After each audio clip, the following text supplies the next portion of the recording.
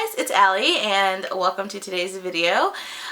This has been a long-awaited video. I know a lot of you have been looking for it for a few months now, but this is how did I grow my nails out so fast, long, and strong. So I experienced what for me was extreme growth this past summer. Many of you, especially those on Instagram and Facebook, took notice, commented on the growth, and you were asking me what I was doing. And I couldn't really figure out why my nails were growing at the rate that they were growing. So I decided to do a brief experiment at the end of the summer to test some theories that I had. And first I'm going to explain my theories, and then I'll share what the experiment was, and then I'll share my findings. So the first theory that I had was seasonal changes. So sometimes certain external factors can play a role in the health of your hair, your skin, your nails, anything that's external. An example of this would be during the winter. The cold air causes your skin to get dry and crackly. Even if you have oily skin on your face, maybe your arms and your legs, your feet get really dry and cracked during the winter. Similarly, the same thing can happen to your hair and your nails. I'll give a brief anecdote. 3 years ago, I was diagnosed with diabetes, and I was in diabetic ketoacidosis at the time, and my hair literally felt like hay. I did not know why. I didn't know what was going on, and I didn't really feel the effects until 2 weeks prior to being diagnosed, but it had been going on for several months. But my hair felt like hay. It didn't matter how much I moisturized it, it just felt like hay. So our hair, our skin, our nails, they're all wrapped up into what's going on outside of our bodies and what's going on inside of our bodies. So my first theory was it's the summertime, and vitamin D is definitely one of those vitamins that your nails like. I mentioned this and a lot of other vitamins and nutrients in a video that I did last year in my nail care series. I think it was titled How to Grow Longer Nails. And I think it was part 1 of that series that I went into the different vitamins and nutrients and how you can get them via food, and for vitamin D, the sun. So I thought maybe the sun and the fact that I was getting more vitamin D because I was outside quite a bit this summer, more than I had been in the past couple of summers. I thought maybe that could have been a reason for my nail growth. My second theory was my nail routine. So I'm going to talk at length about my nail routine in subsequent videos. By the way, I know you can only see Republican Party, but this is my shirt, and I think it's awesome. It says Republican Party, Democratic Party, Pizza Party. The check is by the Pizza Party, and it's a Ninja Turtle shirt, which I love. So I'm not, trying to be political or anything. I'm trying to be funny. Which kind of fails on camera. Anyway, so back to theory number 2, which is my nail routine. So I'm going to talk at length about this in subsequent videos. I will have a color change routine video coming up soon, and then I'm going to have a full manicure routine because they are different coming up as well. But one of the major changes that I made in my day-to-day, if you will, color change routine was implementing the 6-coat minimum method. And I started this back in May. I started it after watching Queen Jessica. She was doing a polish, I think it was like a polish with me video, where she talks about, regular things that are going on in her life while she paints her nails, and we're invited to paint ours with her. And I think it was in that video, she either posted it in April or May, I can't remember, but I remember starting the method in May, where she discussed using 2 coats of everything, 2 coats of base, 2 coats of her nail color, and then 2 coats of top coat. Or she may have just said she used 2 coats of top coat. I'm not sure, but in my mind I relate it to 2 coats of everything at minimum. So thinking about it, I was like, okay, well, that would probably create quite a strong barrier between the nail and the outside forces that cause our nails to break. So it might actually kind of mimic acrylic and gel in that way. So I'm going to do 2 coats of base coat, 2 coats minimum of my regular color, or, you know, 3 coats if that's what's required for opacity, and then 2 coats of top coat. Now my previous routine was 1 coat of base, the number of coats required for opacity of my regular polish, and then 1 coat of top coat. So I figured that the 2 extra coats of base, the extra coat of base and the extra coat of top coat might help create a stronger barrier. Almost like sandwiching the nail, sandwiching the color and then putting all of that on top of the nail as a barrier. So again, I started that in May, and no, let me rewind, because one of you asked me during the Zoya Party Girls live stream if I use nail strengtheners. I don't know why, but at the moment I was reading that as like the orally breathable polishes. I don't know why I didn't connect nail strengthener to nail strengthener, what it is.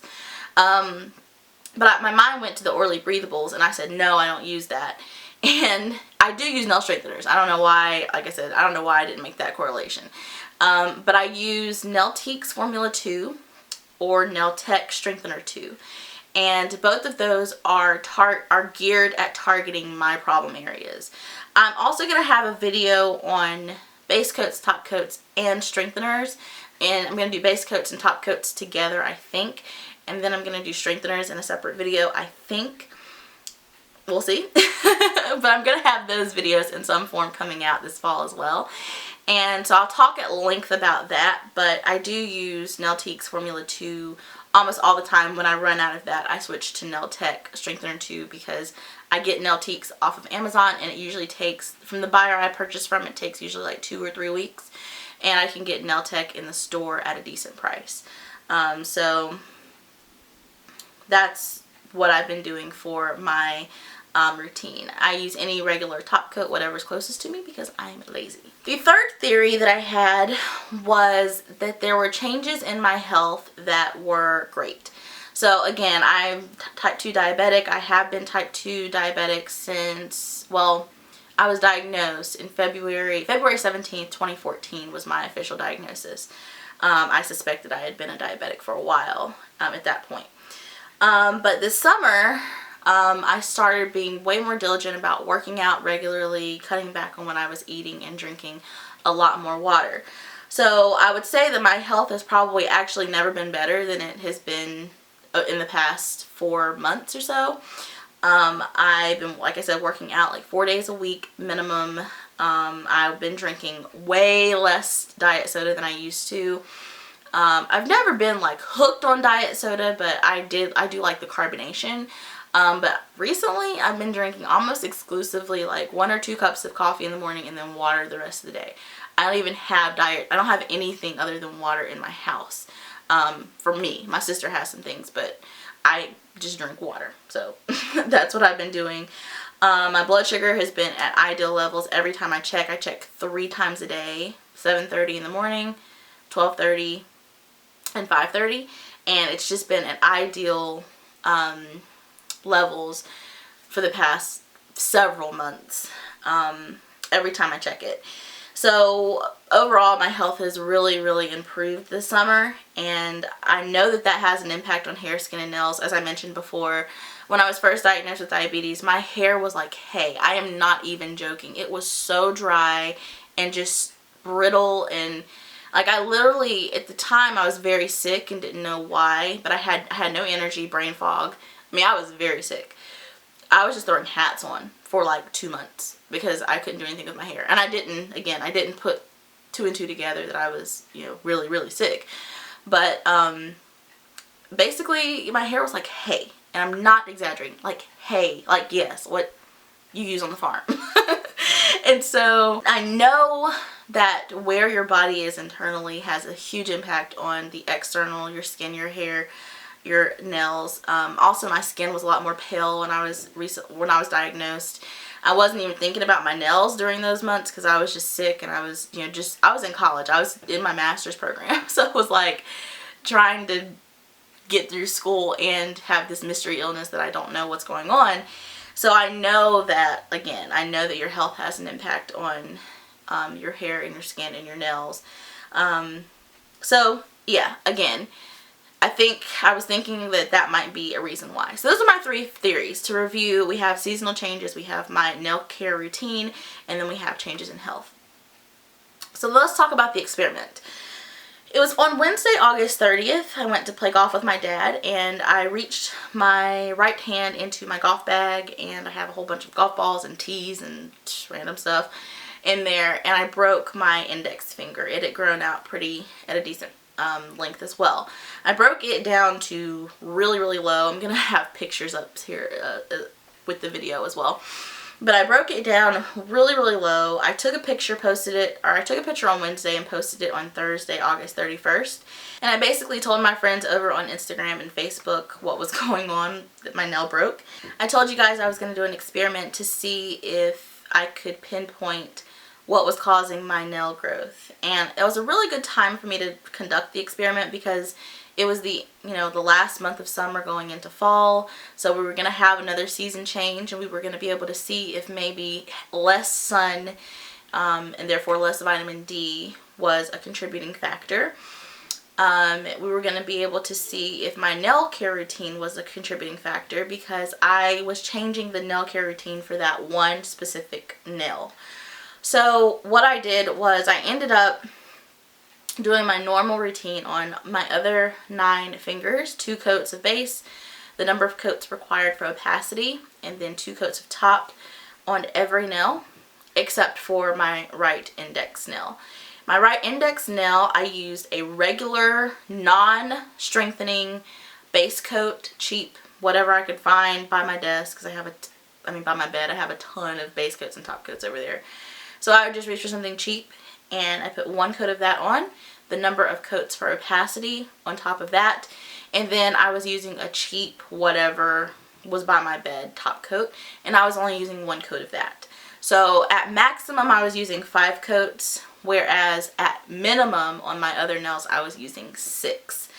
So I wanted to know if maybe that was the cause, and I think I was mostly using 4 on this nail because most of my polishes only require 2 coats that I actually reach for.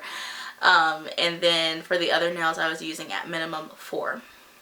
So I did that for 5.5 weeks. It was about 5.5 weeks. I got tired of my long nails on all my other fingernails, and my middle fingernail broke on my right hand, which my right hand, those 2 fingers are the weakest. They always have been, and I think it's because they're used the most. My right hand is my dominant hand. So at that point I stopped my experiment because I was cutting everything down, and I did. And then I, looked at what I did. I looked at how far my index finger came in that 5.5 weeks, and I did have tremendous growth and strength. Therefore, my realization was it wasn't seasonal changes exclusively that caused my nail growth. At that time, I was just starting a new job. In my new job, I'm inside all the time. I rarely see the sun. So it wasn't vitamin D, I don't think. It wasn't vitamin D from the sun. My diet didn't change, so it wasn't vitamin D from food. So I definitely cannot attribute it to seasonal changes. I've pretty much concluded that. For my nail care routine, I still experienced the same rate of growth, so I really don't think the routine had anything to do with it. So I can't attribute the growth to exclusively my nail care routine either. So that leaves theory number 3, which were the changes in my health. Working out, eating a little bit less, but really just working out and drinking a lot of water, I think were the 2 biggest changes.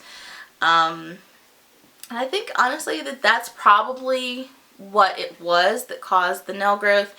And I know that for some people who maybe have weaker nails and who are also looking to get healthier and get into shape, that might sound like great news to you because you're like, oh, maybe I can grow out long, strong nails if I get healthier. And then there's some of you who are probably vegans who run marathons every year and your nails are brittle and you're like, but I'm as healthy as I can get. I'm sorry guys, I wish that there was a magic pill or potion. I wish that there was something that I could tell you to buy that would answer all of your problems for your nails, but I just don't think it exists. I really don't. nail strengtheners, again, I'm going to have a whole video on this. I will say this. Nail strengtheners can help, but you have got to find the right product for your specific nail situation. And that, I think, is the biggest mistake I see people making, is that they watch videos where people talk about what they use and then they just go and buy that. And I'm just gonna I'm gonna go ahead and call it out, because you're gonna see on YouTube a lot of places that a lot of people use Nailtique's Formula 2, and people run out and buy that stuff like the world is being set on fire and it's the last bucket of water. And you can't just buy something because it worked for someone else. You have to find whatever product should work for your specific nail situation. I'm going to talk way more about this in depth in my nail strengthening base coat video, but I did just want to say that off the top. So anyway, I'm going to hop off of my soapbox. I hope this video was helpful and informative. I'm sorry that the answer was probably not what you were looking for. I was praying that it was my nail care routine, honestly, because if I could just tell you to use 2 coats of everything and it's going to solve all of your nail problems, I would love to tell you that, but I'm not going to lie. I'm not going to lie to you. So those were my findings. I do think that all of it helped. I think the seasonal changes helped. I think, you know, getting more vitamin D, obviously your nails like vitamin D, so it didn't hurt. So I would say that probably helped. I think that the nail care routine probably did help in some ways, because it did create a stronger barrier between the external forces that help to break your nails and your nail. But I think the biggest change was probably the internal changes that resulted in my nails growing as they have. And they're continuing to grow. This hand I've had to cut down twice now, and it's still pretty, you can't really see, but it's still pretty long. I'm going to have to cut them down again pretty soon, because I'm getting to where I'm annoyed when I type at work. So, I mean, it is what it is. I wish that I had a magic pill or potion for you, but I don't, unfortunately. But please be on the lookout for my color change routine video that I'm going to have coming out shortly after this one. I think that one will help.